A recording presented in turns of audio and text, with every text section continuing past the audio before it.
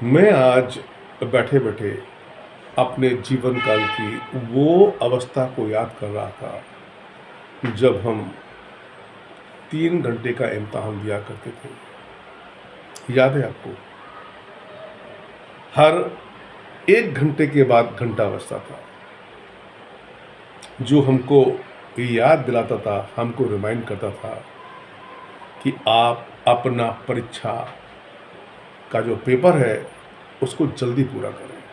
और अंत में 3 घंटा बचता था और हम पूरा प्रयत्न लगाते थे इम्तहान अच्छा करने के लिए, ताकि अधिक से अधिक नंबर की प्राप्ति हो। और अंत में एक ऐसा समय आता था 3 घंटा के बाद, टीचर आके हमारे कॉपी को छीन लेते थे, कहते चलिए 1 घंटा पूरा हो गया। बड़ा दुख होता था कि अब पता नहीं क्या नंबर आएगा। लेकिन वो तो असली जिंदगी का मकसद नहीं था। अब असली जिंदगी का मकसद अब शुरू होता है। यहाँ कोई घंटा नहीं हो जाएगा, यहाँ कोई आपकी कॉपी को नहीं छीनेगा, क्योंकि ये हम सब ने पढ़ा है अपने जीवन काल में भी, अपनी धार्मिक किताबों में भी, कि हमारे जीवन की 4 अवस्थाएं होती है: ब्रह्मचर्य, गृहस्थ, वानप्रस्थ और संन्यास। जैसा कि आप जानते हैं, ब्रह्मचर्य में हम अविवाहित रहकर अपने धर्म के अनुरूप कार्य करते हैं और उसके बाद गृहस्थ आश्रम में जाते हैं, मतलब शादी करके जो हमारी जिम्मेदारी होती है अपने जीवन काल की पूरा करते हैं। फिर आता है वानप्रस्थ, जिसमें हमारे घर का जो सबसे बड़ा सदस्य होता है 50+, में उसको सारी जिम्मेदारी दे देते हैं और हम धार्मिक रास्ते को फॉलो करते हैं। 75+, अब तो खैर बहुत कम लोगों को नसीब होता है, उसमें हम एकांतवास में चले जाते हैं। हमारा लक्ष्य होता है मोक्ष की प्राप्ति, केवल मोक्ष, एकांतवास।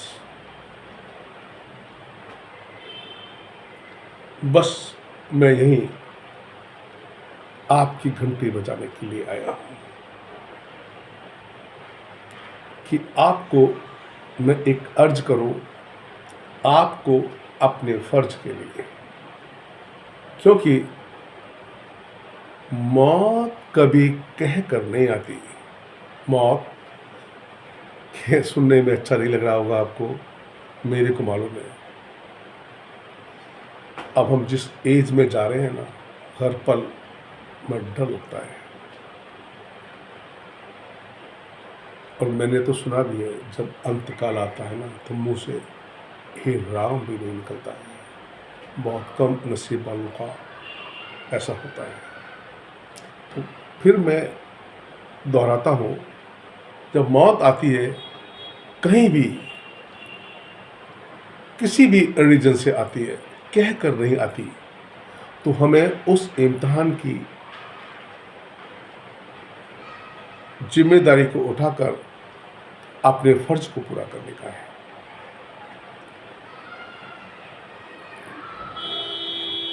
मेरे ख्याल से, जैसा मैं अब तक जानता हूँ और मैं जिनको फॉलो करता हूँ, स्वामी प्रेमानंद जी महाराज, द बेस्ट, दी स्पीक, और उनको फॉलो कीजिए और अपने कर्म को करें। हमारा कर्म ही प्रधान होता है, जहाँ हमारे धर्म का कोई हिसाब किताब नहीं होता है कि आप किस धर्म से है। ऊपर जो बैठे हैं ना चित्रगुप्त जी महाराज, आपके एक एक कर्मों का हिसाब उनके पास है। तो ऊपर कर्मों का हिसाब होता है, धर्म का नहीं। अपने कर्मों को सुदृढ़ कीजिए, धर्म के अनुसार, कर्म के अनुसार।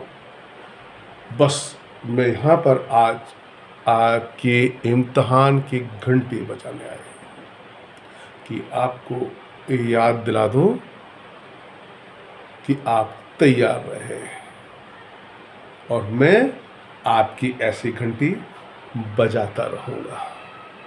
जय श्री राम।